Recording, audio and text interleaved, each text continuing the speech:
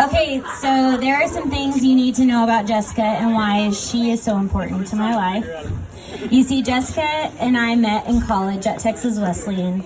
Our School of Education was an old 3-story house whose stairs creaked, and there were about 10 to 20 students in each of our classes. But I didn't just know Jessica because our school was so small. Jessica made herself known to me. Jessica is not a shy person, as many of you know. Consistently, Jessica puts herself out there, whether it be introducing herself with a high-pitched, "Hi, my name is Jessica," or miraculously finding someone that you both know, or in my case, she said to me, "Hey, you're gonna be my friend, okay?" Jessica scared me at first. She's loud, smart, pretty, but she has balls. And what I mean by that is she's really tough. So I don't mean that in a funny sense. I finally warmed up to her at school, and as soon as I blinked, I was involved in Cohen and Evie's life. I knew her family. She cooked us meals while we studied. She started telling me "I love you" at the end of every phone conversation. And I thought that was really weird, and then I realized that was really sweet.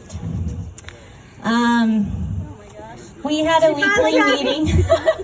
We had a weekly meeting on her porch just to drink.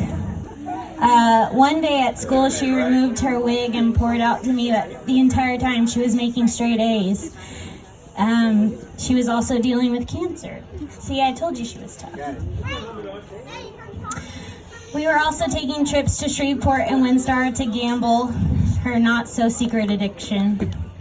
And then we signed up to study abroad in Peru, and then she said, "Stephanie, I don't care who you thought you would be your roommate, but we're rooming together, so let's do it." Anyways, after getting her passport stolen in Lima for a good 12 hours, that was real fun. The next day, out of 34 people, her and I decided to climb Machu Picchu together. And y'all, we had to sign a giant book to sign into the mountain so that if we got lost and we didn't come back, they would know. I was scared. Fell off the mountain, basically. I was real scared. So we were a little reluctant at first, and then she said, "Screw it, let's do it." So I did it. And as we're climbing this mountain, Jessica became my sister. And I don't use the word sister very lightly. I don't have sisters. Sorry. And so, during the climb up this mountain, I had just lost my mother-in-law. My father was dying from cancer. And I was emotional. And that mountain was there for some sort of lesson for me. And Jessica saw that.